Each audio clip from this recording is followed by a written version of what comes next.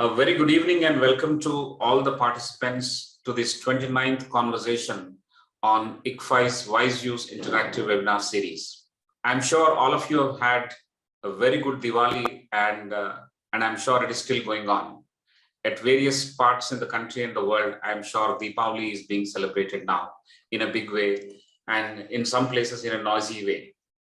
We can still hear the sound of crackers, but I would request as ever to mute your mics so that we have some freedom and ease to discuss, and all of us will be able to listen to what the esteemed guest is speaking.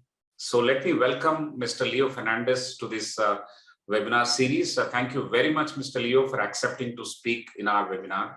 And I'm eagerly looking forward to learn from some of the tips and some of the suggestions that you're going to give as part of this, how to find purpose in our journey of career building. So thank you very much. And I also welcome our Honorable Vice Chancellor, Professor Mahendra Reddy, who has just joined. Welcome, sir. And we are about to begin. Ladies and gentlemen, I take pride and pleasure in introducing the guest today. Let me share my screen. Finding Purpose, the journey from campus through career. Our esteemed speaker today, Mr. Leo, is right here with us, and we are eagerly looking forward to understand some of the lessons that we can take up as part of this conversation. The agenda for the webinar is very simple. The first 30 minutes will be a talk delivered by Mr. Leo Fernandez, and the next 30 minutes will be the Q&A session moderated by my esteemed colleague, Professor Prasad, and I. This is handsome Mr. Leo Fernandez here with us. Mr. Leo Fernandez is currently the CEO and also the co-founder of TalenttEase. He's extremely passionate about what is called creating tomorrow's leaders today, which is also the mantra of his organization, TalenttEase. Previously, Mr. Leo held esteemed positions in various organizations like Accenture Singapore. He was partner and managing director there, running outsourcing businesses across Asia Pacific region. He was also with Habit, India Life, and the Tata Group. All along, his strengths have been creating and building high-performance teams, multicultural teams, and turning around business operations. In the 20-year corporate career, which was largely in leadership positions, heading businesses in India and in the Asia Pacific region, he has contributed to the growth of industry, and he has also picked up several leadership lessons, which we are going to listen to currently. After 8 years in Singapore, as I said earlier, he returned to India to pursue his dream of working with children and young adults. TalenttEase, a little bit about TalenttEase, which works with children and young adults on leadership skills and values, especially through year-round programs integrated into the school and college curriculum. I think TalenttEase has so far run over 1 million impact sessions for children, and also works with school and college leadership, educators, teachers, parents on transforming how schools and parents.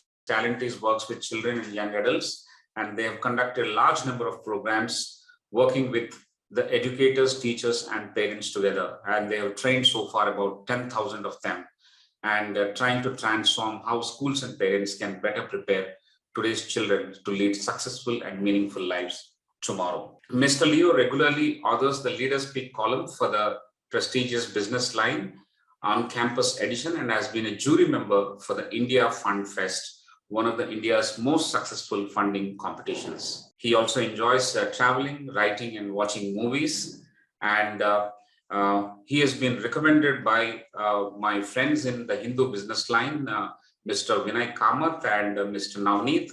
I thank both of them for recommending such a wonderful guest for our webinar. Thank you, both of you, if you're on the show, and we would like to have more of such recommendations in the days and weeks to come.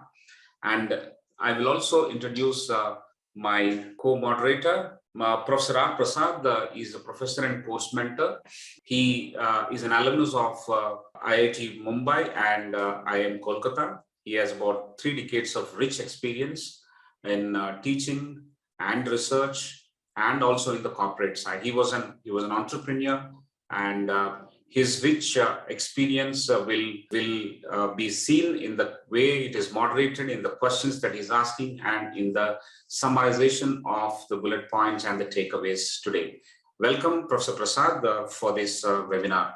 Thank you. And now I would like to request the esteemed guest, Mr. Leo Fernandez, to begin the session by delivering his talk. You have 30 minutes, Mr. Leo, and I'm sure that is enough, as we discussed earlier. And we are all eagerly waiting for the initial talk. After that, we will start the Q&A right away. So thank you, and over to you. Thank you. Thank you so much, and a good evening to everyone on the webinar. Delighted to be on, and thank you very much to ICFAI, Mr. Sudhakar Rao, Professor Prasad, and all the staff for having me over. The Vice Chancellor's on, thank you so much. And a big thank you to Mr. Navaneet and Mr. Vinay Kamath for referring me to this program. Very happy to see how consistently this program has been running, and that it's in some way spreading what we genuinely believe in, which is leadership learning, and particularly among both students as well as alumni and young executives. So thank you so much for having me on. I'm just going to quickly share screen so that we have a few slides that we can use for our reflection this evening. So I'm very delighted with the choice of the theme that we have, which is about finding purpose and straddling both campus and career. And I think that's important because some of us are very lucky to find that purpose when we are right on campus itself, and some of us find it later on in our careers. And I think this is an extremely important journey for each one of us to be able to undertake. I'll begin sharing some of the triggers that were for me useful in discovering my own purpose. And I think one of the most important was Jim Collins' 3 circles. I'm sure some of you are familiar with the 3 circles that Jim Collins often talked about, where the first circle is proficiency, the second circle is passion, and the third is purpose. So we often find in just one second. So I think this whole journey of purpose does not happen by accident. I think the first thing for all of us to understand if we want to choose lives of purpose is that we have to ask that question. We have to ask ourselves that very, I would say, difficult question to answer, which is, what is the purpose of my life? And I think when Jim Collins put that structure together of proficiency, passion, and purpose, personally for me, it was a great framework to look at and ask myself, where am I spending most of my time? Do these 3 circles overlap? So I think, of course, the ideal is when all 3 circles overlap. When your passion, your purpose, and your proficiency overlap, then I think, as he put it, you're in the sweet spot, you're in the sweet zone. And I think that's a good question for us to begin with as we ask ourselves whether we are living lives of purpose right from our campus days. Am I able to combine my strengths with what I'm passionate about? And in some way, is that leading me to discover what is my purpose? I think clearly no overlap is bad. If all the 3 circles have no overlap at all, I still remember my son's pediatrician, who she gave him his first jab, and she wielded the injection like it was a murder weapon. And I remember my son's vaccination spot, his whole thigh ballooned to twice or thrice the size. And for me, when speaking to her, it was quite obvious because she had no interest in being a doctor. She spent no time, she'd wanted to be something else, but because of parental pressure, she went ahead and was a doctor. And clearly in her case, she was just going through the motions.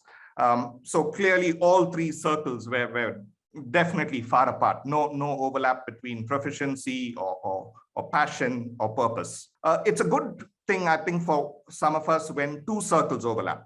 If we are able to find that passion and proficiency overlap, that's a great beginning. If for some of us we have passion overlapping with what we think is our purpose, then we can build the other. In some way, I would suggest that my TalenttEase journey was a little bit of 2 circles. I think in some way, education as a sector, working with children, I really had no proficiency in it. But when I saw that I had a passion for it and that it could possibly be my purpose, then gradually you tell yourself that, yes, I can develop the proficiency. So I think it's a good idea for us to ask ourselves if two circles overlap, and if I can then work towards getting the purpose circle into my life. What I have discovered, and I think this is true of many people, both in the corporate world and outside, is that your proficiency kind of gives your life 3x power. If you're able to build skills, if you're able to build depth in your proficiency, then you really are able to get a 3x kind of impact in your life if you treat that seriously. Passion, I think, immediately makes it 5x. I think if you're able to bring passion to what you do, that you're not just good at it, but you're very passionate about it, you get 5x kind of power. But purpose, I think, is 10x. I think with purpose, if really the blessed few amongst us, the lucky few amongst us who are able to find the purpose circle, I think we get a 10x impact in our life. And that really is what all of us, whether students or those in our career, are looking for. How do we go ahead and proceed down that journey of finding our purpose or reiterating our purpose if we have already discovered some clues to it? I'm going to spend this brief reflection time on 3 things that I think are useful steps to discovering my purpose: values, relationships, and impact.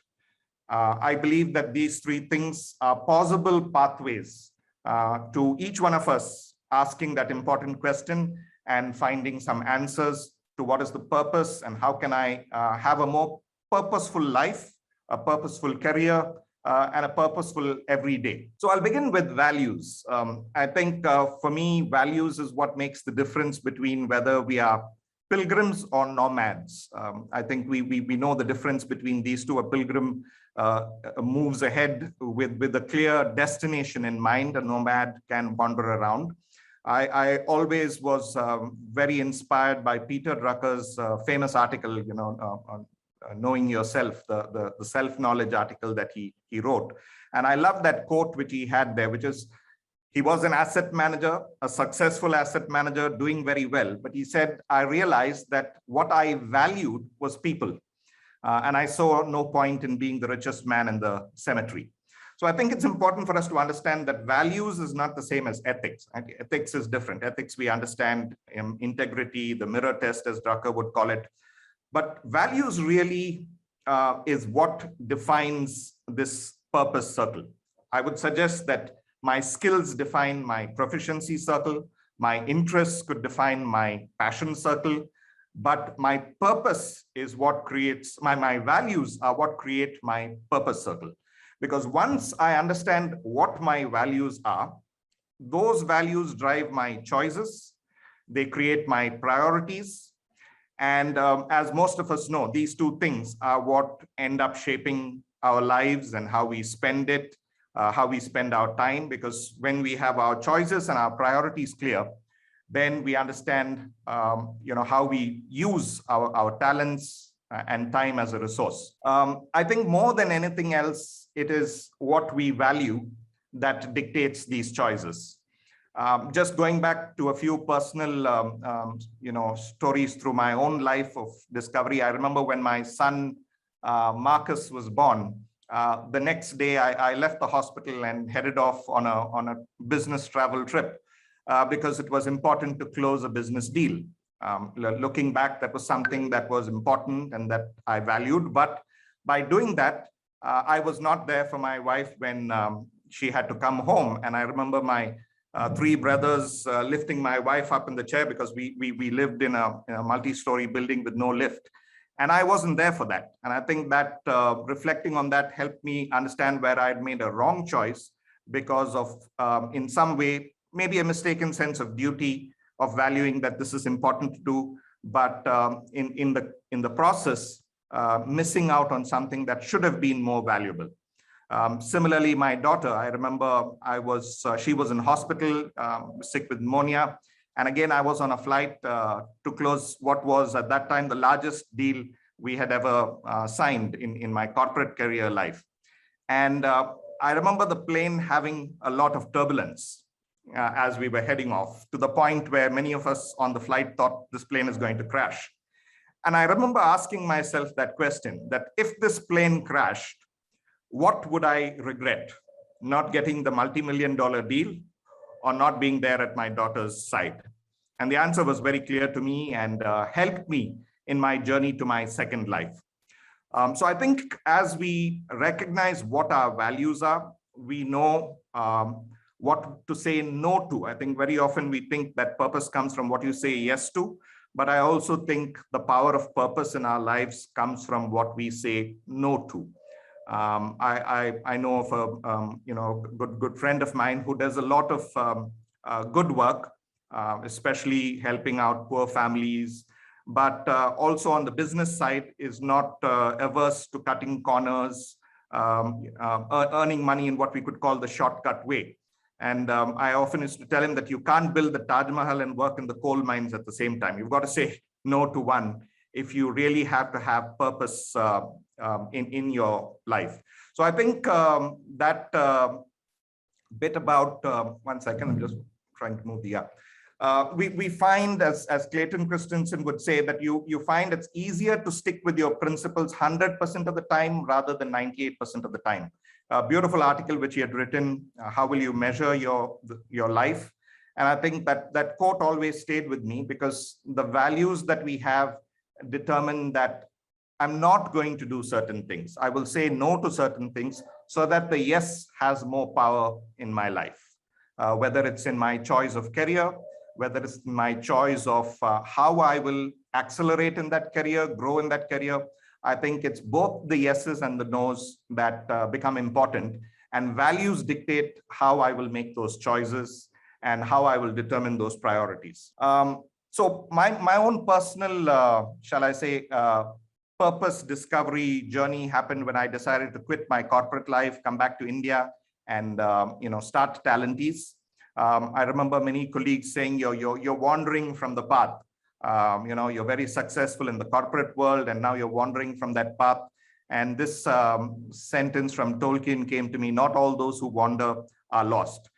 So we started off, I think, with the hypothesis. In terms of my purpose, I felt that I could best contribute on the basis of certain hypotheses which I had. One was that I felt most problems in the world were because at their root, there was a lack of leadership. So I felt that, all the big problems in the world, whether it's poverty, whether it's climate change, whether it's corruption, whether it's violence against women, all these problems exist and are aggravated at its root because of a lack of leadership. And when I say lack of leadership, I'm not talking just about political leaders or business leaders. I'm talking about leadership in the home, leadership in the classroom, leadership in the office. So everyday leadership. And that was the hypothesis. And I believe that that leadership needs to be created early through a prepare job in school rather than a repair job in the workplace. So with that in mind, we went ahead and started working with young children on leadership skills and values. And that for me became what I said I will dedicate this phase of my life to combining what I thought were proficiencies to what I was passionate about with what I felt was my purpose.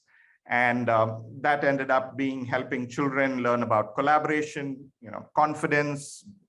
Here you have a group of children taking a pledge to respect women, because one of the inspirations for TalenttEase was when the Nirbhaya incident happened.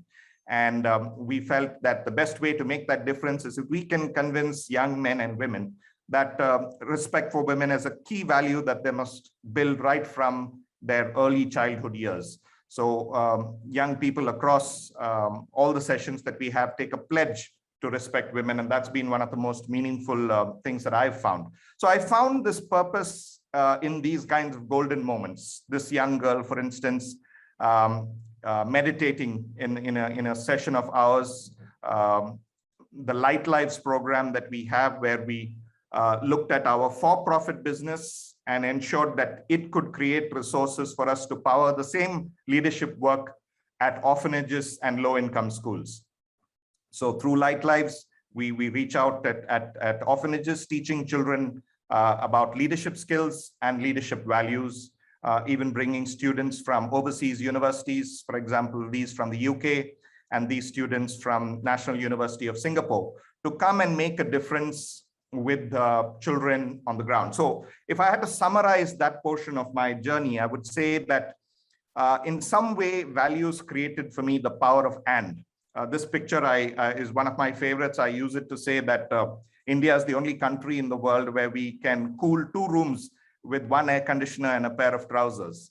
And I think that's what I discovered in my purpose journey, is that when you choose the values right, when you discover what your values are, you are able to harness the power of and rather than, as Collins would put it, fall to the tyranny of or. And one of my role models was Dr. Govindappa Venkatesamy, Dr. V as he is known, of Aravind Eye Hospital. His purpose statement was very clear. How can my work make me a better human being and make a better world? And I really remember being inspired by both his life and the questions he chose to ask himself. So if you look at what Tim Brown says about him, throughout his purpose journey, he kept questioning all the or statements and really discovered the power of and. And I think that's what all of us will discover if we choose to ask ourselves this question: what are my values? Will release us from some of the shackles of the or statements, that I can either do this or do this. I need to be doing this, in my career, which means I can't do all these other things. So I think that invitation to the and comes by asking ourselves what our values are. I think what you also discover in a purpose full life and a purposeful career is that you have to be committed to growth. I think that's the question you have to ask yourself, whether you're a student on campus. Am I going to be committed to growth? I spoke about pilgrims and nomads. One of the tragedies I see in life is now that I've been around in the work world for a while, I can reflect on times when I met young people who started out with a lot of fire in their belly, a lot of dreams, a lot of vision to make a difference. And then somehow when I meet them 15, 20 years later, they've settled down. They've got comfortable, they've got used to the perks, the fancy cars, staying in fancy hotels, or the foreign holidays, and they've just got comfortable. And in some way, there seems to be, even though they have got all the frills in place, some emptiness that I see in their eyes, because that voice that was there early on, they chose not to listen to it and to settle down, to stop growing. I often give the example of the 2 employees, one who was promoted and the one who wasn't. And the one who wasn't goes to the boss and asks, why wasn't I promoted? We both have 10 years of experience. And the boss says, yes, he has 10 years of experience. You have 1 year of experience 10 times. And there's a big difference between those 2 things. And I think for many of us, if we don't ask this values question, if we don't ask this purpose question, we can settle into autopilot. We can settle into almost subconsciously running on a treadmill where we are going through the motions of our career, running meetings, meeting deadlines, achieving sales targets, closing deals. But somehow we sense that we are not really growing. We're not really a different person from who we were the previous year. So I think that commitment to growth is an important value in order, if we choose to ask ourselves that I want a purpose-filled life. In the interest of time, I'm not going to kind of run through all these points, but early on, one choice that I had to make was right after finishing my MBA, when I had a choice of 2 jobs, one which was paying a lot more than the other, and one where I saw more opportunity for growth, both in terms of the challenge that it would give me. It would push me outside my comfort zone. And I'm glad I chose it. I chose the job that was the lower paying job in that first decision that I had to make in my career. And I've never regretted it. I think that choice for growth that I made played a big role in discovering my purpose and trying to stay true to that purpose. So I would suggest that for all of us, as we grow through campus to career, and as we ask ourselves, what kind of purpose I want to have in my life, I think this choice for growth or the commitment to growth is an important choice for each one of us to make. The second bit is about relationships. And I'll begin by saying marry right, because I've been very blessed to have got that, been right. So I think my wife is my hero, my role model. And I think it's extremely important to get that decision right. Very often young people who are choosing to get married don't give that decision the importance that it deserves. We spend a lot of time planning for our careers, but many young people don't spend enough time thinking about who they're going to marry. And I would say that's for a purposeful life, for a purposeful career, I would say one of the biggest decisions is who your life partner is and whether both of you share values. If the values of the two of you are aligned, I think that contributes to a purposeful career and a purposeful life, like few other things in the mix. I would also say that, when we choose lives of purpose, we will automatically choose purposeful people. You will find that you gravitate to purposeful people. And I would suggest that if I'm in a discovery of my purpose, that I automatically make friends with a lot of people who are purposeful people. Because being in their company, being in the company of purposeful people, I think helps discover my own purpose in life. I start asking the right questions. I choose reflections, mirrored by the conversations I'm having with them. So I think it's important for us, if we have to live purposeful lives, that we've got to ask this question. What is the quality of the relationships in my lives? What is the impact of the choices I make on relationships? Very often as we accelerate through our careers, we don't pay enough attention to this.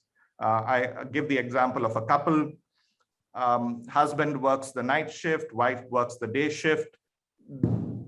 For many years, I think the only time it's a little bit like Twilight Zone. They just have a few minutes in the overlap where they get to meet each other, say hi, but they're too tired. And I think what happens with those kinds of challenges is that we end up after a few years discovering that this important relationship in our life, we have not nurtured, we have not paid attention to. I think it was Brian Dyson in one of his commencement speech talks, I think, who spoke about the 5 balls that all of us are juggling in our lives: work, family, friends, health, and spirit.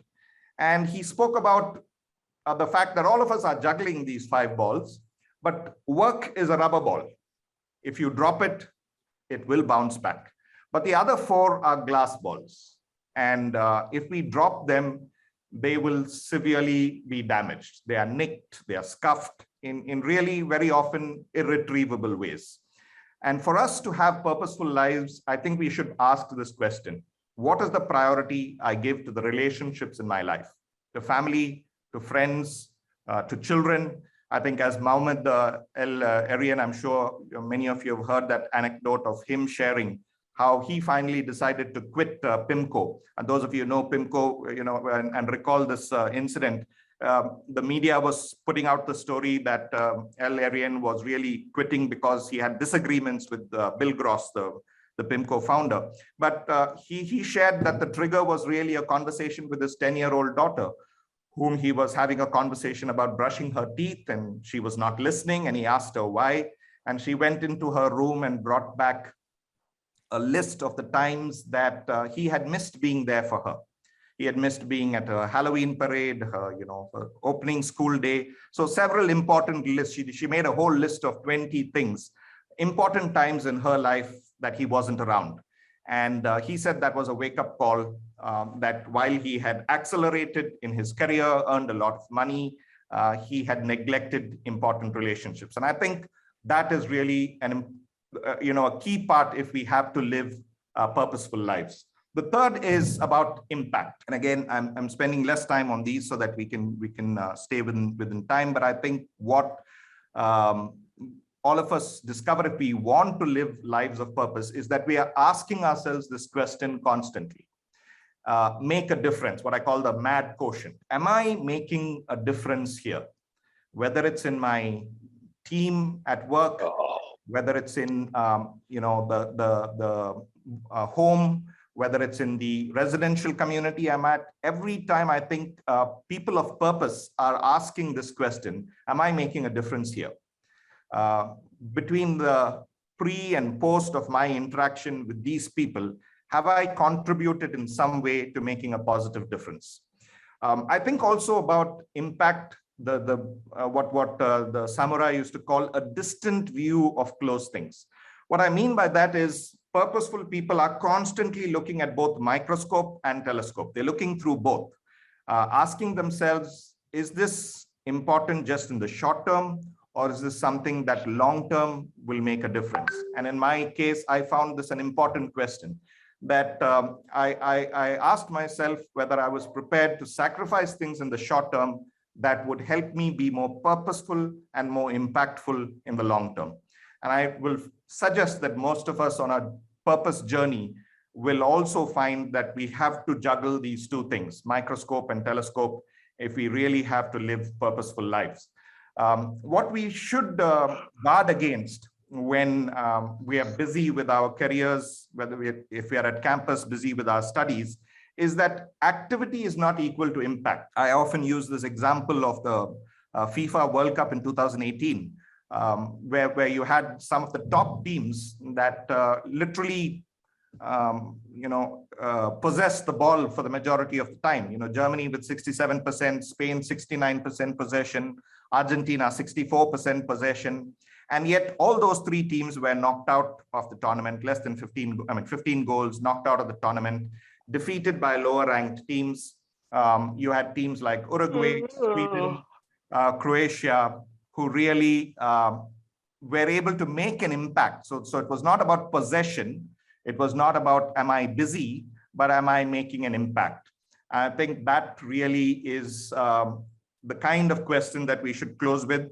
One of my favorite authors, Henry Nguyen, talks about the difference between being successful and fruitful. I think what we find when we pursue our careers is that sometimes we chase the labels that other people have set out as success. Have you got promoted? What's the CTC like? What are the perks like? How are we viewed in the corporate circles, by peers, by bosses?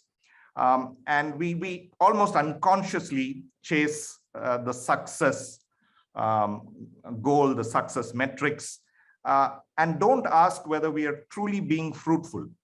Is my example, what I'm saying, what I'm doing every day in the workplace, does it have some sign value? Is it causing others to reflect on their lives of purpose? Is it causing others to behave differently, to change some belief systems, to be more impactful in their circles?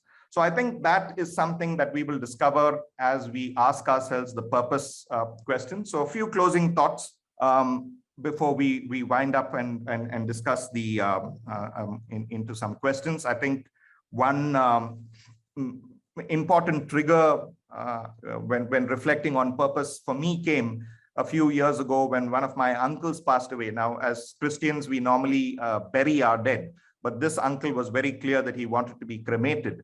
And I remember being in the front seat of the car after the cremation, and I was handed this pot with his ashes, that small clay pot. And on that long drive to immerse the ashes, I was reflecting on this person's life. He was famous, rich in some terms, a lot of what you would call success parameters. And yet there I was sitting with just one small pot. And that was a very reflective journey for me, because at the end of it, we're going to ask ourselves, what did I leave behind? And that's why I go to the question of, how will I know that I'm living a life of purpose? I think partly the answer will come from whether I'm asking myself whether I'm giving and not count what I'm getting. Give the example of two Gujaratis, Hardik Pandya, who was recently on Instagram flaunting his 5 crore watch. And the story that I like about Gandhi, who, when he was sitting on the door of the train as it was chugging at full speed through some of the towns, accidentally one of his slippers fell off. Now, I think the instinctive reaction of most of us will be to hold on to our other slipper, but Gandhi instinctively threw his second slipper down. And when someone asked him, why did you do that? He said, the poor person who finds my slipper will now have a pair that he can use. So I think for us, if we can choose to define our lives by what we get, or we can choose to define our lives by what we give. The second I would say is for us to move fast, whether in campus or career, but slowly. And by that I mean reflectively. A South African friend of mine used to talk about how the mountaineers, the porters would often urge mountaineers, keep using this term, pole, pole, slow down, because they realize that those who are going to reach the peak of the mountain will do so only if they move fast, slowly. I think a few sessions ago, you had Mr. Navneet, the CEO of the Hindu, and he shared briefly about some of the reflections that he does at the end of the year to slow down and ask yourself, where is my life heading? To just get off the treadmill and ask, what are the things that are important in my life? I do the same thing at the end of the year. I ask friends and family, what should I start? What should I stop? What should I continue doing? So that I'm leading some, taking that pause moment to reflect and ask yourself if you're truly living out your purpose. Third, I think you often find that purposeful people, we would tend to be more internally motivated than externally motivated. External motivations will mean less and less, and we will do things more and more from a sense of purpose and a sense of excellence that comes from within.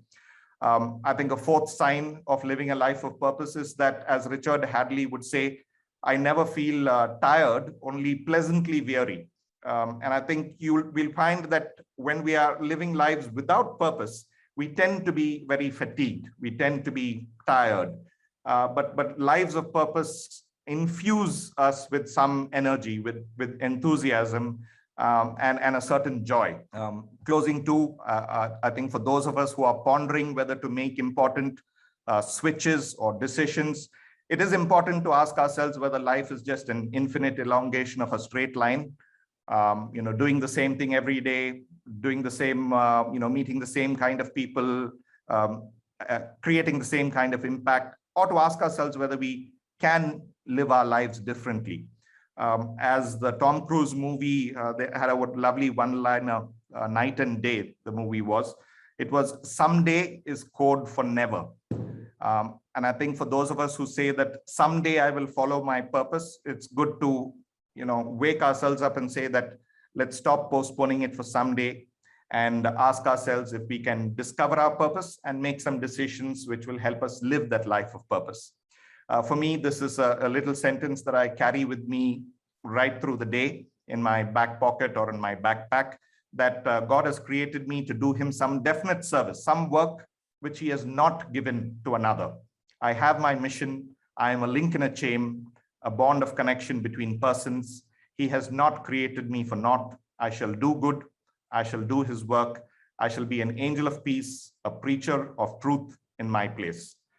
Thank you so much for your time. Thank you for listening. I hope some of the sharings from my own journey and reflections will be useful in your journey of discovery to a purposeful life and career. Thank you, Mr. Leo Fernandez. This is an amazing session. I think your talk has greater depth and also some of the interesting anecdotes and personal examples that you reflected on, both from your own family as well as from your workplaces, and also from some of the best authors who have shared their life lessons and also lessons from the corporate world. I think it's an amazing talk, and the framework that you have started with in terms of the proficiency, the passion and the purpose, and subsequently how you delineated the whole purpose, because that's very, very important and very difficult to understand. I think you have very clearly explained the role of values, relationship, and the impact with all the examples that you have shared with us. I think very, very interesting points that we have gathered. We are eagerly looking forward to the Q&A session, but what stuck to me while listening to you are a few things, and those are, I don't want to waste a lot of time here, but I just pick up the power of and. I mean, that's very, very powerful. It's not just useful to some of the freshers in the campus. Sometimes, the themes and the titles of these webinars, they think that they are skewed towards freshers, but it's not. They're useful to people across different levels of leadership and with different tenure of work experience. It is so valuable to me. It is so valuable, I'm sure, to many others also. How to harness the power of and how to unshackle yourself from the or statements. I think that's where a lot of clarity would come with respect to defining what is purpose. And when you get purpose, as you rightly mentioned, the impact that you will create is 10x in your journey. So thank you very much. And there are many points, and I'm sure all of us are reflecting and are getting up to ask you the questions. I would now invite Professor Prasad to start the moderation. Professor Prasad, as I mentioned to you all, he's the professor and mentor for the latest online MBA program that we have launched, and he has architected this fully online MBA program. We launched it a few months back. It's doing extremely well. It is ranked number 2 in the top 25 online MBA programs, very recently published by Careers 360. Over to you, Professor Prasad. Thank you. Thank you, Professor Rao. I think you've brought up a great introduction, as I may call it, Leo. I'm remembered of a small story. It comes in the normal, moral science kind of thing that we do in school. And it's about a person who prays to God to make him very wealthy. And then he wakes up one day and then God tells him, you run, and whatever land you cover in the day is yours, provided you come back. And the story goes on that this guy realizes at about 3 o'clock, by which time he's already past half time, that he could not, and then he collapses on the way back. And what I'm trying to connect here is that from what I've heard from your background, as well as what you have mentioned right now, somewhere along the line, it is not turning back, but you turned in terms of how your life went. You were going in a straight line to infinity, and then you turned. The direction is not 2 or 3 here, but it's far more complex than that. So the first question that I have is, how do you recollect your life journey from a student to a professional, and how do you connect to this the whole background of purpose and the turning which you took? This is the first question. I would again reiterate the importance of values, and I must credit my parents and my brothers and the home that I grew up in. That a strong sense of values was always built in. And I think the importance that was constantly dinned into our heads is that a principle is only a principle when you're prepared to pay the price for it. Otherwise, it's just a soundbite. For me, I had always wanted to work with children, young adults, but I told myself I'll do that after I retired. I think it's that look yourself in the mirror moment when you ask yourself, is this a genuine conviction, or is it going to be just something you will do from convenience? So for me, to your question about turning, I think those were some of the moments when I was really looking myself in the mirror and saying, am I going to make a choice of convenience to do this when it's convenient to do, or will I do it from conviction, which means I may have to pay a price for it. I may have to pay a small price for it. At the time, it looked like a very big price, but I think looking back, I discovered it wasn't such a big price because I gained so much in terms of the meaning that you get from a purposeful life.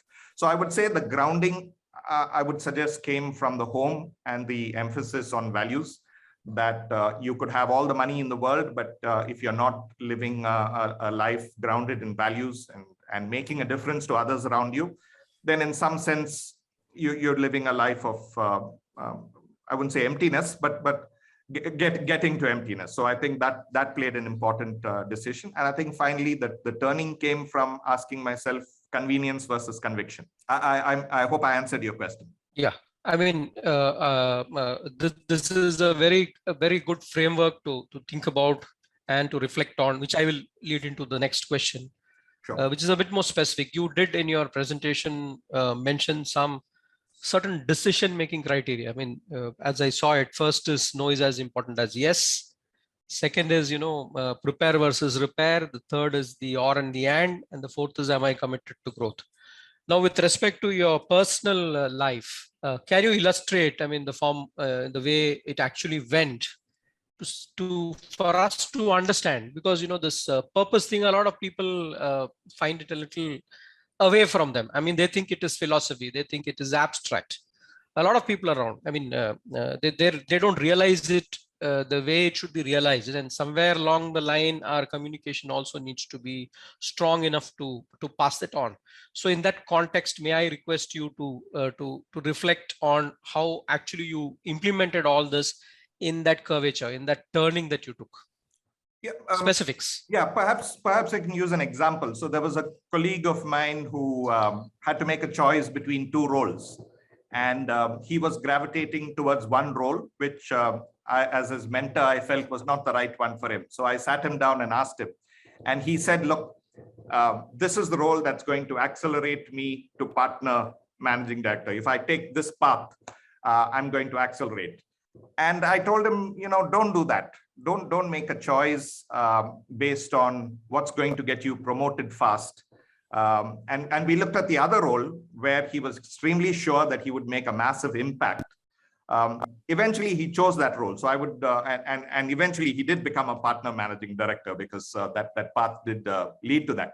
But the reason I'm using that example is when I talk about commitment to growth, I would often ask myself, when there's an assignment or a business operation or a country that many people are avoiding, don't want to take. There's so much of bad news about a particular deal that no one wants to touch it. I found that I would gravitate to that. I would say, I'm ready to do that because, okay, I may pay some kind of a price, but there is an opportunity for me to make a difference here because it's in bad shape.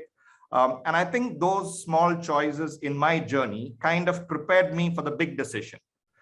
So the habit of saying that, okay, I'd rather take the commitment to growth choice rather than the convenient choice or the one that is just going to, on the surface level, at least lead to promotion.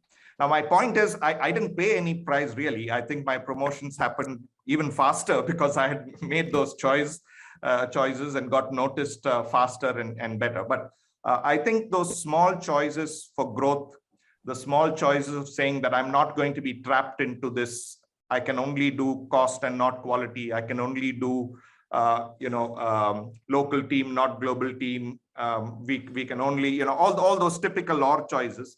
I think along the way, through making those small choices, I in some way felt I was better prepared for the big choice that I had to make. What I do find is the question for me, very specifically that I asked, came from this realization that at the end of our lives, you rarely regret the things you did. You often regret the things you did not do. And I think that really, when you say in terms of a specific trigger for me, it was, what are these things that I'm choosing to, not do, that I'm going to regret later on, that I didn't say yes to that opportunity. Thank you for throwing more light on it. Is there anything like the last straw on the camel's back which made the big turn? I mean, something specific, you got out of something where it was big, and then you looked at something else where you have to start all over from zero, in a sense of speaking. Is there a trigger point? I mean, I'm asking this question because these things remain in the mind. People understand these things pretty well, and then they'll be able to connect to it when it comes their personal way. Again, I'm not sure whether I've answered the question, whether I'm giving the answer that meets your question directly, but the advice that I give to many people who ask me, I very often get calls from former colleagues, friends who are contemplating big choices. The advice I give is, don't shift when you feel you're being pushed, when you feel that, work is so terrible, I have this horrible boss, don't make this kind of a choice because you're being pushed. It must be a pull. I can confess to having this temptation to go into my, second life, as I like to call it, several times when work pressure would get. And one resolution I had made is, I will never make the switch when I'm feeling that I have to run away from this, or I have to. I think that helps to make the decision that I'm being pulled towards something, I'm being called towards something, rather being rather than running away from something. So I would say, again, I'm not sure if I've answered your question, but I would say that's a specific advice I would give to someone who's contemplating a switch, that it shouldn't be a last straw from the push side. If it is, one more deal gone wrong, one more terrible boss, one more promotion that I missed out because of politics in the office, and that's why I've chosen to go down this path of serving the children in Vietnam, or, I think that's a choice that will come back to haunt you because you're making it for the wrong reasons.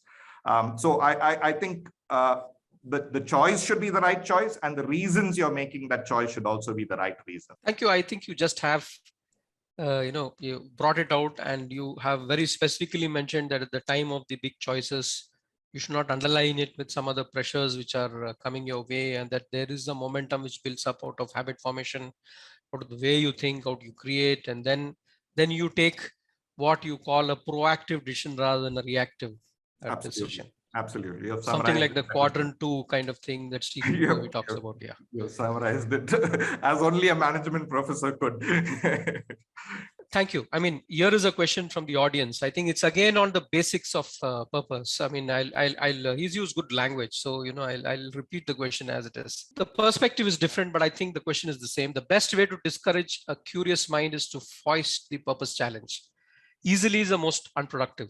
Fostering a sense of curiosity and sustained by a sense of wonder is the best way forward. Instead of daunting and often unrealistic finding purpose, your views I'd like to listen to. Thank you. The best way to discourage a curious mind is to foist the purpose challenge. Easily the most unproductive. Fostering a sense of curiosity and sustained by a sense of wonder is the best way forward.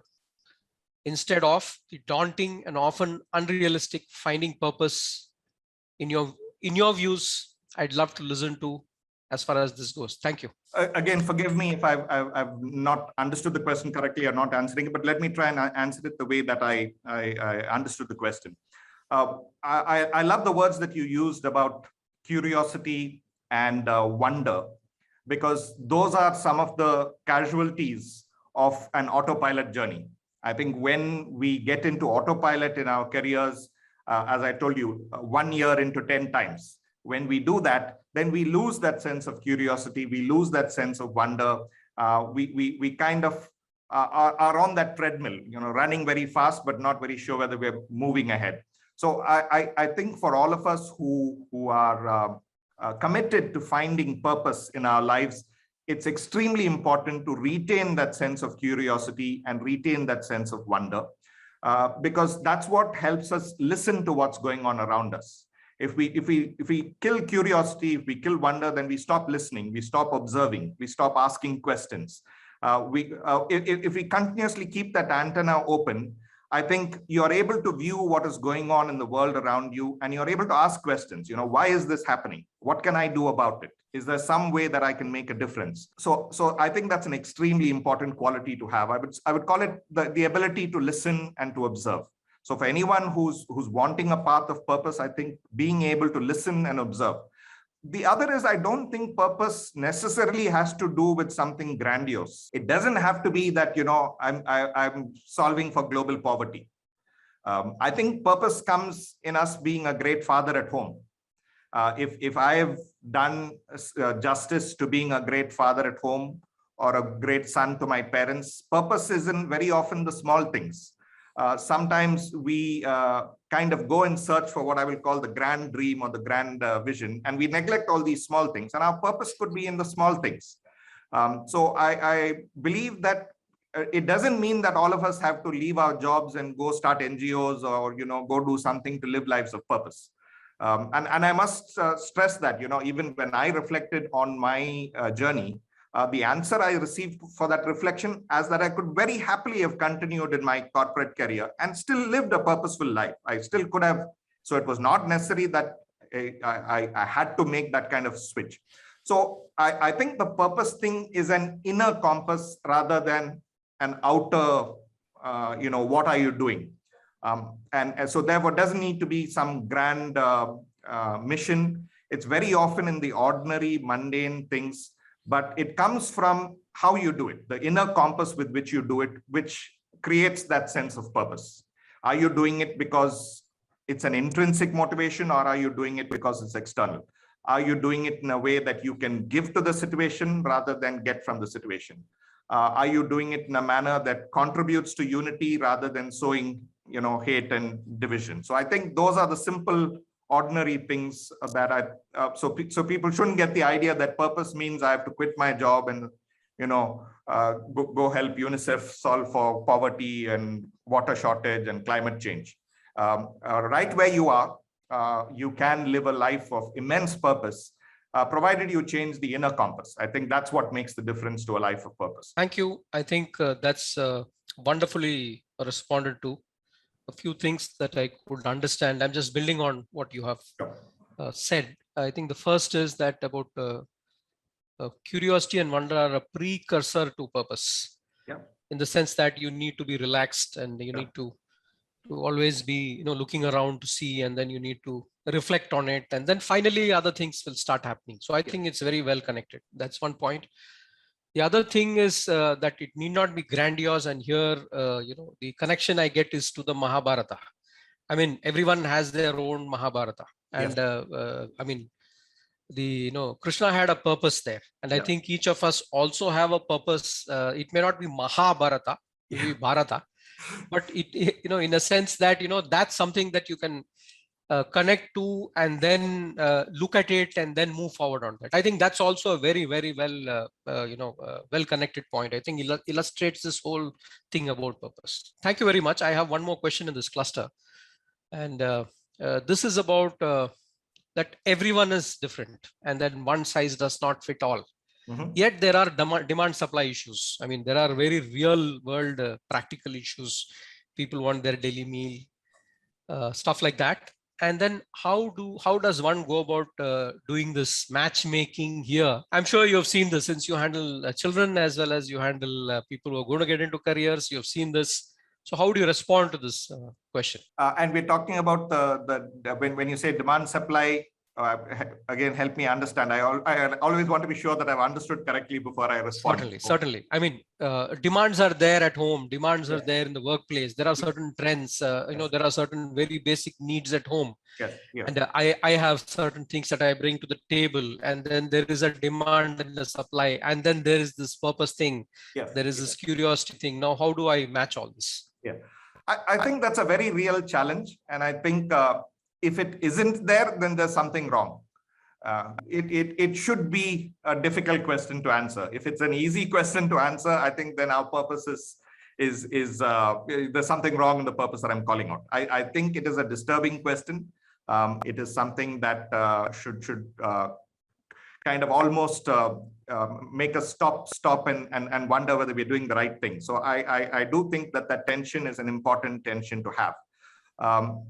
How you reconcile it, I think, goes back to you have to, for example, take the family along. There's no point, somebody saying that I'm going to go ahead and do my purpose thing and neglect their duties at home, or neglect their responsibilities to their husbands, their wives, their children.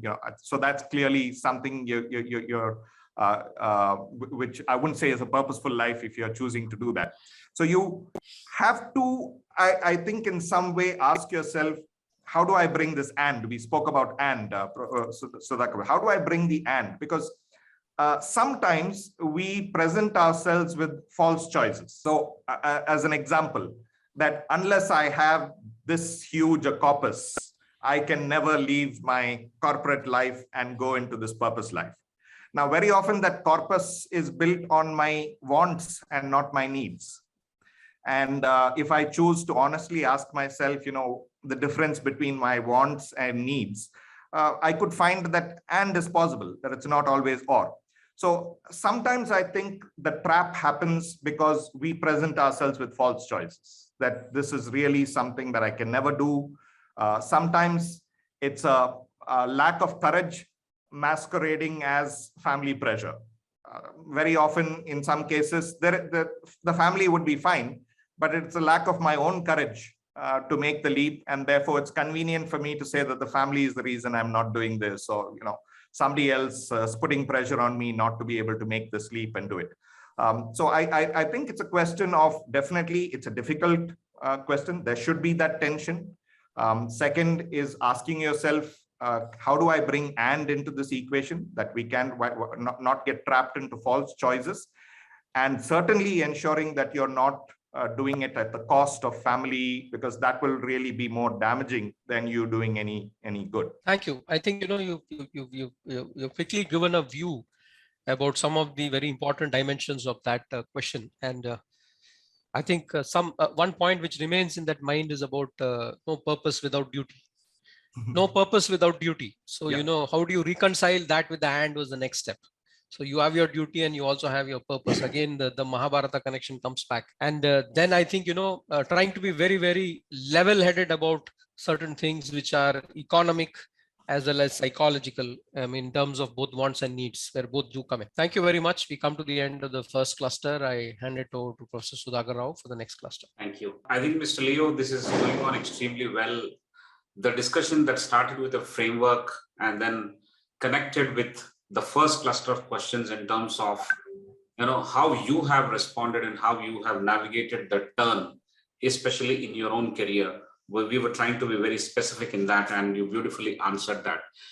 And seemingly a hypothesis that put curiosity against finding purpose has also been very beautifully addressed by you, saying that curiosity is the pathway to actually find your purpose. So beautiful and so intense that it is. In the interest of time, what I will do is now I'll get to the brass tacks. And the larger questions have been answered, or the larger issues have been touched. And there are many more questions coming up on the chat box as well. But what I'll do is, like the way you have advised, we need to do this and. The large versus small. It is not or, but it is and. So we need to connect this. So let me take the small. Okay. How does one go about selecting a career choice, especially in your campus when only a few come to the recruitment, that is the campus recruitment process? That's the question. Yeah, I think on career choice also, I think it boils down to the same things. Traditionally, I went back to my first job example. Traditionally, we would normally gravitate to the better brand company, the higher CTC. I think it's important to ask bigger questions than that. And that goes back to whether I've asked this question, what are my values? And I would urge every young person who's on campus to ask themselves that question, what are my values? And that, I believe, should be something that drives the career decisions. Is this an organization that will help me grow and will help me make an impact? Is this an organization that is aligned with my values? So I would say those are some of the filters. The worst decisions are to make them just purely for money, or make them because everyone's doing it, or this is what will give me social status. This is a name that I can flaunt. Those are, I would say, the short-term decisions that all of us should avoid, whether young people or old. I think those are the wrong reasons to choose a career. I would say that we should choose a career where we are confident that I can grow and I can make a difference on the growth of the organization and the people around me. So any career where those three circles intersect, where you've got passion, proficiency, and purpose, is most likely to be a successful and meaningful career. If a young person finds that these three circles are completely not overlapping, and I'm still choosing that as a career, then that's a red flag, or a yellow flag at least. So I would suggest that if you're able to find that, to those three circles, I would add the fourth circle, or the fourth P of people. Are the people in this organization that I'm joining, are the people in this career likely to share the same values as I do, the same aspirations as I do, or are they completely, offward? So the Enron story is a great example. You had same kind of people gravitating. The lobby of Enron is filled with words like integrity and honesty, but the birds of a feather flock together of the wrong kind. I think the same question is what folk need to ask. Am I joining a place where they're walking the talk on values? Are the people the right kind of people who are aligned with my values? So I would say that the three circle framework is a great filter to apply when making a choice of career. And also to be able to use microscope and telescope. Am I going to be happy in 10 years time doing this? Is it just something that I'm choosing for now as a job, or will I be happy in 10 years time? Will this still excite me in 10 years time choosing this career? So that microscope telescope is the second filter to try and apply. Great. I think we have come back to the same framework. The alignment of your purpose or your values with the organization that you're going to join is the first and most important way you select an organization. Of course, it is unfair to say that students on campus, while sitting for campus placements and attending the interviews, would go by easy metrics like CTC, easy metrics like what is the size of the organization, how well is the organization known, the brand and the visibility part, and then they make their choice, because there's a huge amount of peer pressure and pressure from back home. They have sent you to a campus, you're supposed to study extremely well and come out in the so-called flying colors. And therefore, those metrics are only understood by your parents, probably understood by your society, and also understood by the people who are competing with you in your campus at that point in time. But it is unfair to say that youngsters who are in the final year cannot make that value judgment, cannot actually look at these three circles. It is unfair to say that. Yeah. So the lesson here for us and also for everyone is to go back to the filter that is provided by these three. And the last one is the people. The fourth P is about people. And in this, in my view, I will share one anecdote very quickly, and then I'll come back to the next small question. I had this interview with ICFAI Group with my esteemed founder who passed away in 2011. But before that, I had a small interaction of 70 minutes, 70. And he just allowed me to speak. And like a kid, I spoke many things. And then he said one thing. And that was the turning point. He said, your kind of people are here. I mean, you have very nicely brought it up, and emotionally, I'm connecting it to my discussion with our founder. He said, your kind of people are here. He meant that in my previous organization, my kind of people were not there probably. And then he was more importantly pitching that this organization would have a greater alignment with your thinking, so on and so forth. Thank you so much. So now I would go to the second question on this is, in the journey of the campus to corporate, what are the three employability skills the students should focus on?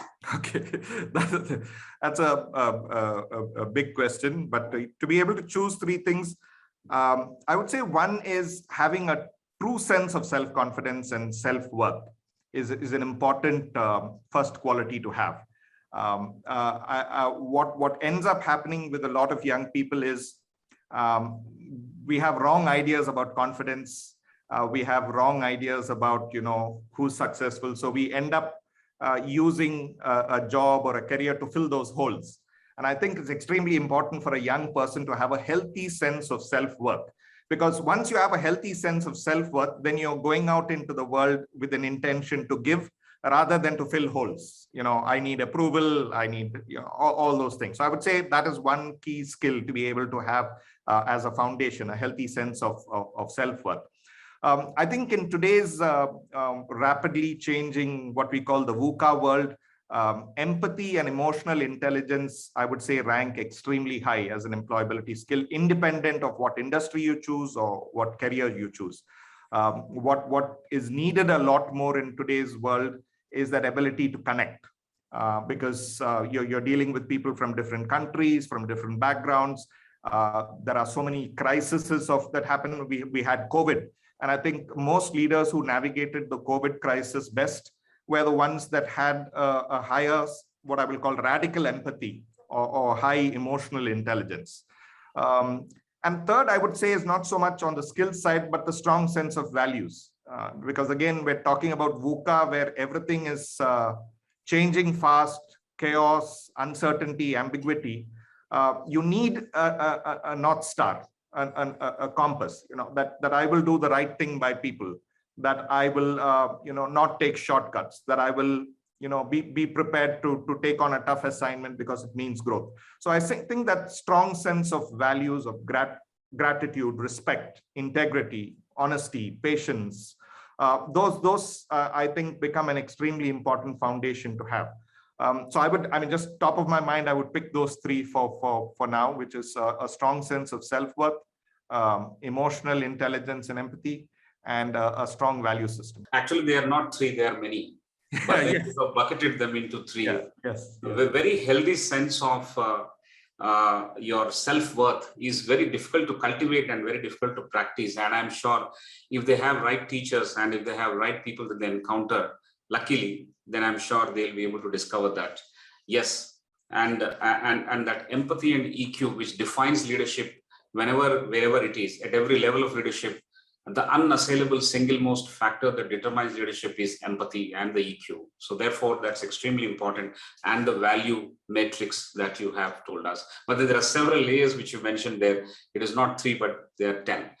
Now, from here, I will switch on to another question, which is also simple, is that we have noticed, as you also have mentioned earlier, that there's a quick burnout. Executives, they get on to the journey of corporate careers. They do extremely well. They go by the metrics, and there's a quick retirement probably. So which means that there's a quick burnout and a quick retirement.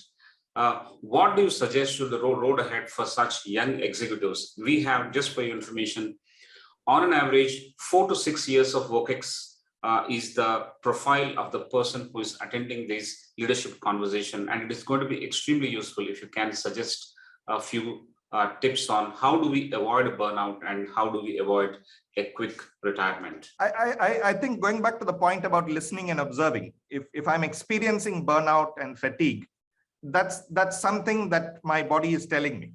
It's a sign. It's a signal that the body is telling me, that my mind is telling me that I should listen to. And burnout and fatigue can come for various reasons. I mean, one big reason could be the whole theme of this webinar, that I'm living a life with a lack of purpose, and that could be one reason. Another could be just that, I've not developed the skills to handle, stress management, time management, people management. So it could completely be in the proficiency circle. But I would say what is important to do when you're facing burnout and fatigue is to ask yourself, okay, this is a symptom. What is the root cause behind this symptom? I think that is the important question. We shouldn't just treat burnout and fatigue as a root cause. That is merely a symptom. We should ask ourselves, why am I experiencing this? Why am I experiencing at this time in my life? And maybe that's a purpose-related question. So maybe the answer is, yes, I'm living a purposeless life and therefore I'm experiencing burnout. But it would also be as simple as, I'm messing up my people relationships at work, or I'm doing a terrible job of prioritization and I need to get better at that. So I would say asking the why to that question of burnout and fatigue is important. Definitely having purpose creates the stamina for the marathon. When you have purpose, I think it gives you energy. It gives you, an enthusiasm that doesn't come from, let's say, a non-purpose life. For example, I still work, 16-hour days sometimes, or, an 18-hour day sometimes, just as I would do in my old past corporate life. But maybe in my old past corporate life, when my head hits the pillow, I would say that, I've negotiated clauses 15 to 25 during this long day that I spent. And that isn't very meaningful to me. But maybe today it has got to do with the fact that I've made an impact with some young people, and that creates some meaning, doesn't leave me tired and fatigued, but charged up for the next day. So I would suggest that don't treat burnout and fatigue as purely a purpose thing. It could also be something very, very simple that you can fix in the proficiency circle. The important thing is to be alert to it and to listen to it and to do something about it. To just ignore it and say, I'm just going to carry on and soldier and, grit my way. I think we're just being blind to something that our body and our mind is telling us to notice. Oh, great. That's a fantastic answer. The burnout could be a symptom, whereas the root cause could be a disalignment with the purpose. Or if you didn't have a purpose, probably find that and see where you're actually going on. That's fantastic. You laid it out so clearly and so vastly and openly for us.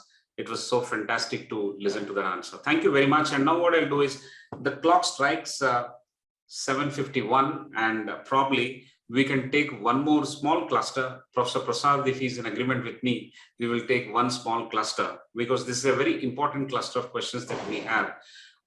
There's always this which I'm trying to do again, the and factor. We ask the big questions, we ask the brass tacks. Again, we go back to some relevant domains as well. I think about campus cluster, I request Professor Prasad to start.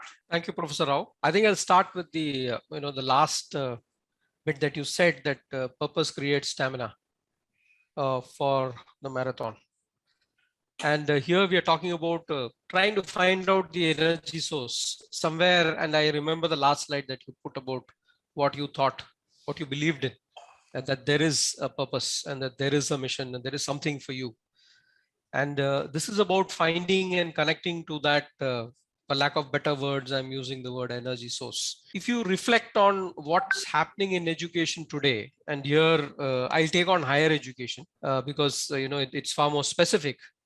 Do you think it is, the question goes that, is it too convergent? Is it sufficiently divergent to meet the realities of life?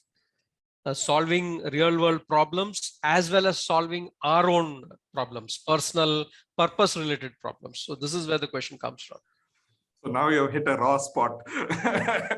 so I think I must go back to the first tagline that we put on our website, which was a quote from Mark Twain, that I never let my schooling interfere with my education. So I think in many ways, the education system as we know it, it would be how do I put this, a gross tragedy if education merely prepared students for employment. I think we should not. I think partly the education system of this era emerged from the industrial age, where the responsibility of schooling and higher education was seen as preparing people for work. And I think if we only focused on that, giving people employability skills, we are really doing a great injustice to young people. We haven't taught them how to deal with stress. We haven't taught them how to deal with each other. We haven't taught them how to deal with technology. And then we roll them out with certifications and degrees to go and get jobs. So I do think all of us in education need to ask ourselves whether we are giving young people everything they need beyond just the academic side of it. Are we teaching them to collaborate? Are we teaching them, we spoke about self-worth. Are we teaching them to adapt when things go wrong? Are we teaching them to accept criticism and failure? I think one of the things that our education system always does a terrible job is that right from schooling all the way till university, we convey to young people a negative attitude about failure. We convey a negative attitude about mistakes, whether it's the red marks that are used in our early school all the way to, missed credits or what's the term? I forget the term. So there is a negative connotation to failure and mistakes. Whereas all of us know in life that failure is merely a part of the process. It's something that and the education system doesn't prepare us for that. So I would say the reflection that we need to do is to ask ourselves that education needs to prepare us not just for work, but also for life. Will the young people who pass out of our institution, will they be happy? Will they be fulfilled? Will they be able to make an impact? Will they be able to run happy families? Will they be good husbands, wives, parents, children? So I think our responsibility needs to go beyond just asking ourselves whether they'll get a good job with a good company and have the skills for that. So it's of course a very large problem to solve for, but I think it begins with us as educators asking ourselves what is the purpose of our education system. So the big question that we have been asking ourselves in this webinar, since education has given ourselves the wrong answer so far, I think has led to our current approach. But if we keep asking ourselves the question, what is the purpose of this institution? If it is to prepare them for work and life, then I think it will lead to a lot of change in what we do and how we interact with students. Thank you. I think you've put the big picture there.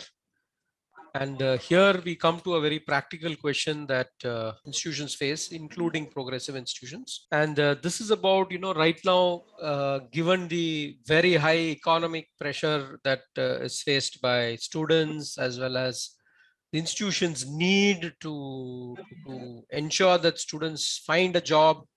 Placements is there on all websites, it's there on all rankings. And if you don't have a good placement, rate, then it means something else. So right now there is a pressure from the institution side on the faculty to include employability, as we call it, into the curriculum. Now we're talking about another dimension which comes in, which is even more important. We're talking about maybe citizenship, or including the person's individual sense, how he acts as an individual. So these also need to be loaded on to what you call the curriculum. Curriculum in the sense, not just the curriculum which is academic, but the full period that the student spends with the institution. Now, how can institutions and faculty, what kind of methods do you suggest for institutions, higher education institutions and faculty to implement this tripod? So one is, I think there is no dichotomy. I think institutions should not feel that, again, one is at the expense of the other. I don't think we need to fall into the trap that if I am teaching employability skills, I can't prepare for this. It is a question of institutions telling ourselves that this is a priority. So I may still be doing my management class. I'll give you an example of a redesigned classroom that we have done in one of the colleges that we work with. We simply did something as simple as changing the layout of the classroom. So the students work and study the whole year in as much of a collaborative environment. So it's not the classroom layout.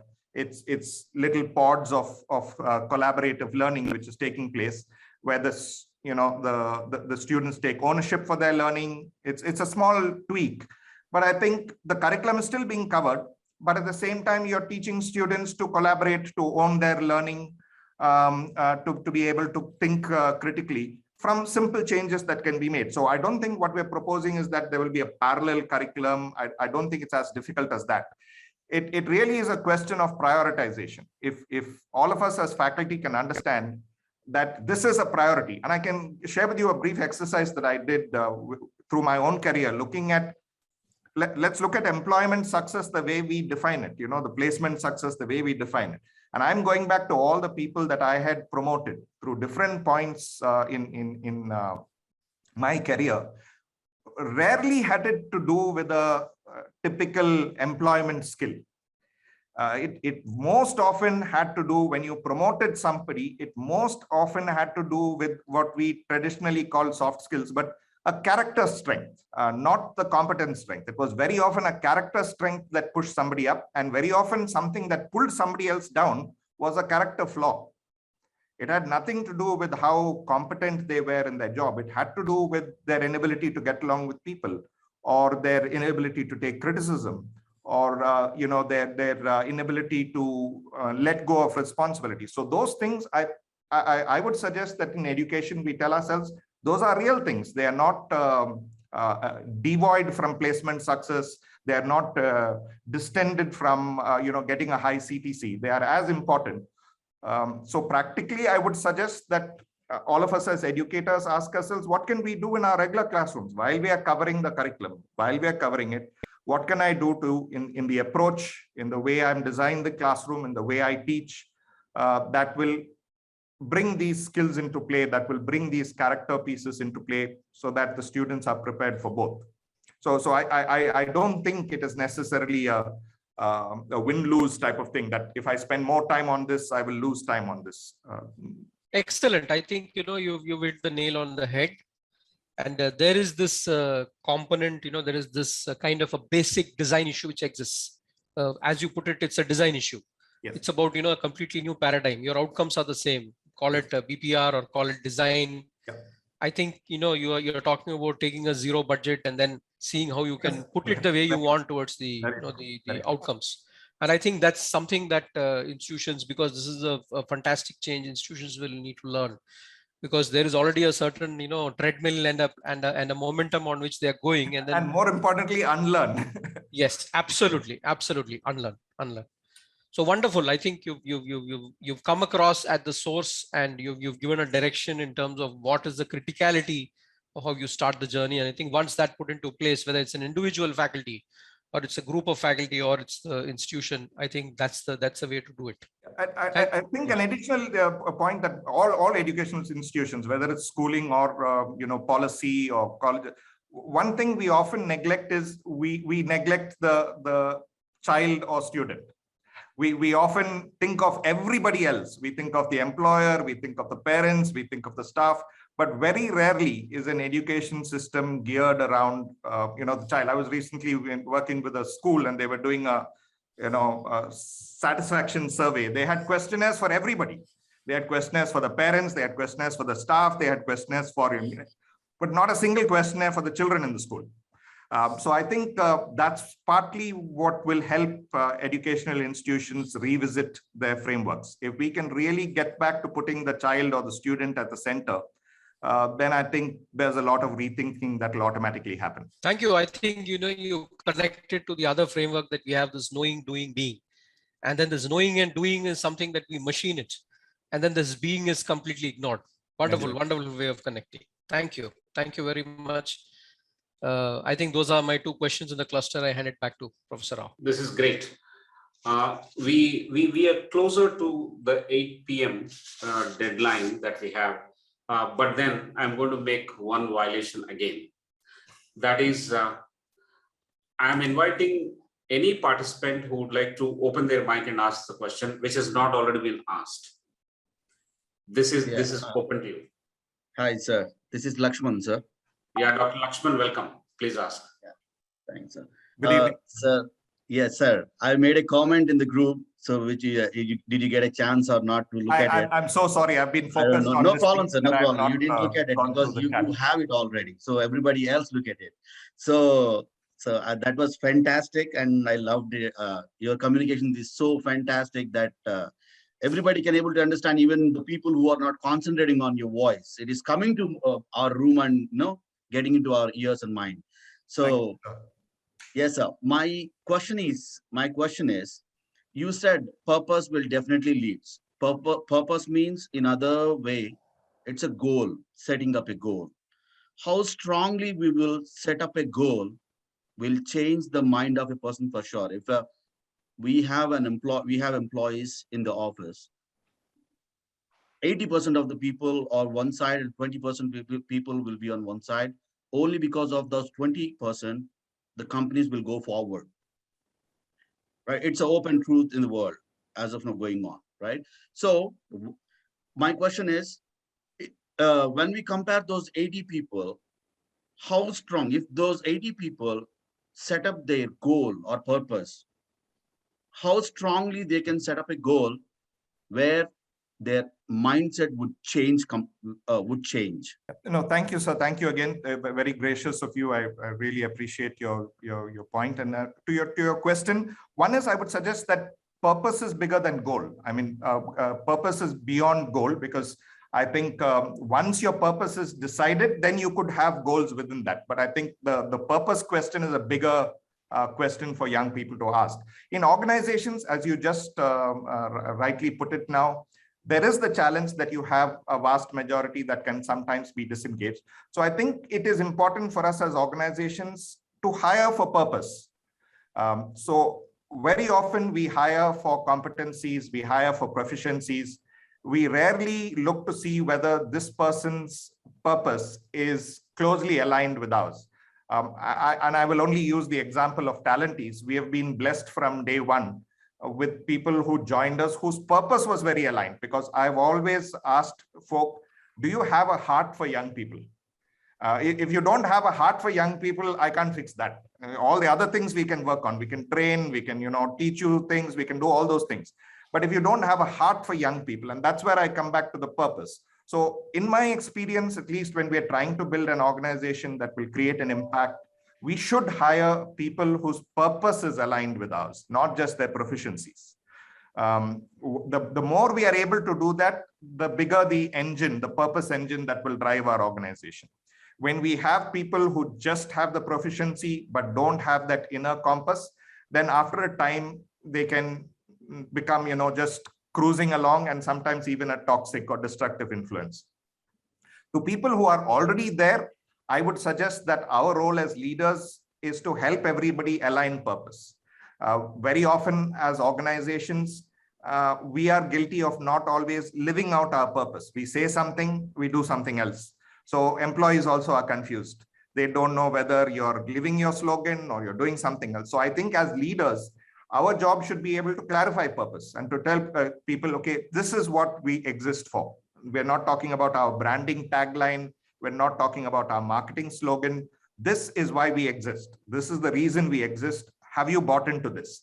And it's important to get everyone together to ask themselves that question. Does this resonate with you? Are you prepared to contribute to make a difference? So I would suggest that's a leadership problem, that we have to ask ourselves that question and get that the individual purpose aligned with the organizational purpose as much as possible. Even if it's not perfect, if we as leaders make an effort to communicate that purpose, not just by what we say, but by what we do, then I think employees will find it easier to fine-tune their own compasses. Great So stuff. fantastic. Yeah, Great that's a stuff. Thank fantastic answer. So I definitely, I'm happy and convinced. Thank you very much. I think that is a fantastic response to what the organizations and the bigger entities are supposed to do and plan that alignment when they're actually hiring. And also subsequently, they should put it in practice. As you mentioned that several brand taglines are in variance with what actually they do on the ground. So an advertising agency or a branding agency which works with that organization will tell them that, is it true? Is it believable? And is it what actually you do on the ground? And otherwise, don't put it on your tagline, or don't put it on the around your logo, something like that. There is a sweet shop in Hyderabad which says, "We are always with you." I mean, it is so vague and it is so vacant and empty that it can fit into any situation, and at the same time, it doesn't mean anything. So are we going to be those sweet shops who are trying to have very good catchy taglines and general and fitting all sizes kind of taglines, or actually we get down to practicing what we believe and translate that purpose into credible action? I think several organizations, when they do woke advertising, it is seen whether they're trying to signal something, whether they're trying to actually garner attention, or it is in alignment with their own deeply believed, entrenched purpose that is now coming in terms of advertising. When you stoke controversies, these questions will be asked. Is it advertising just for the sake of advertising, or it is their purpose that is really seen? Without this advertisement, were they on ground practicing those principles that they are preaching through this advertisement? So that was the question that is generally asked. Thank you, sir. I think we have come to the end, but then there is one interesting question asked by Mr. Navneet. He can open his mic and ask the question also, but let me state it here. How do we prepare people to deal with failure, which is a part of professional life? Mr. Navneet, would you like to come in? I'm in a noisy place, Professor, so... Okay. Hi, Navneet. Good evening. Thank you for being here and for your question. Yeah, so to answer the question, I think one is I believe there are wrong definitions of success and failure. So I think the first thing is to be able to educate young people that success and failure have to be redefined. I think that's the first way, because if you can prepare them to redefine it, most often our success and failure conditions are based on what other people think and what other people feel. If we can reorient that to, how do I define it? What it means for me. So I remember this New York Times article, if I recall right, which said failure is not a bug. Failure is not a bug. And one management school in the US that was celebrating failure, where there was failure week, where students were putting up times that they had failed, staff were putting up times that they had failed and how they learned from those mistakes. So I think the best way to prepare young people is to help them see failure as part of the success process, that it really is how you grow through times that things don't work out, through times that you fail. Second, I think, is emotionally preparing young people. I think it's a very different message for a young person when he tells himself, I failed in this, versus I am a failure. Which is generally what young people tend to do. If they have failed in something, the takeaway is I am a failure. And I think it's important to help young people distinguish between those, that failing in a test or failing in a job interview does not mean that you are a failure. I often give Jack Ma's example, almost 20 or 30 interviews that he attended where he was never picked by the interview committee. And one place where I think there were 24 people who attended, 23 were selected and he wasn't selected. Now, if he had gone on to tell himself that he's a failure because of that, we wouldn't have had the Jack Ma of today.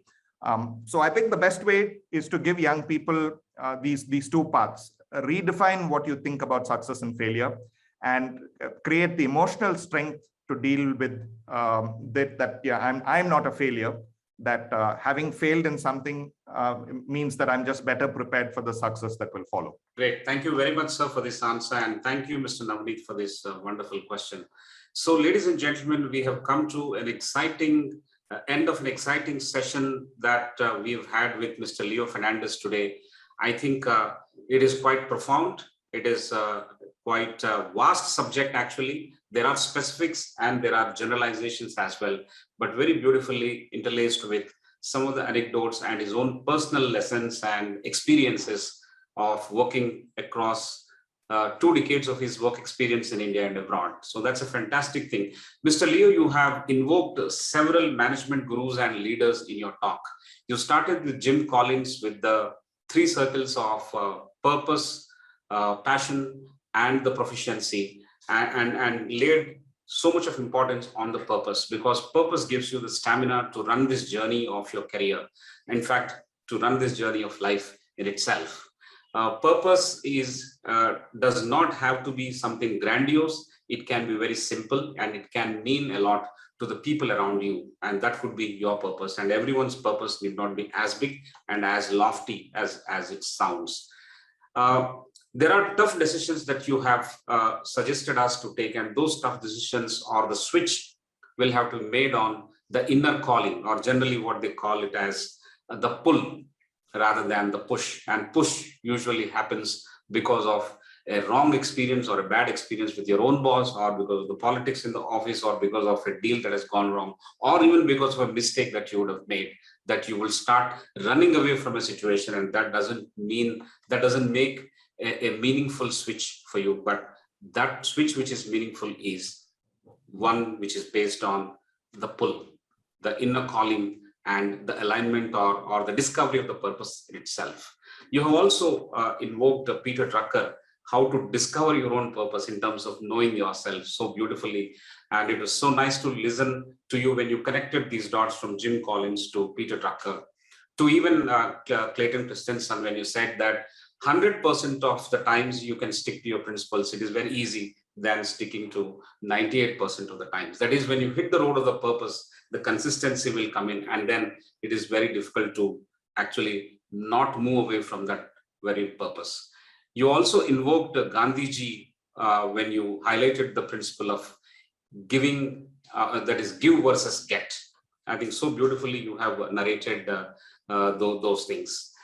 Thank you very much for this, but I should not forget the inspiration that you have drawn from Dr. V of Arvind Eye Hospitals. I think that's a beautiful way you have inserted the lessons that you have picked up, or the impressions that you have carried from Dr. V. So nice that you have blended it with Indian leaders, both of historical nature and also people with corporate background, connected the purpose with the leaders that you have quoted from abroad as well.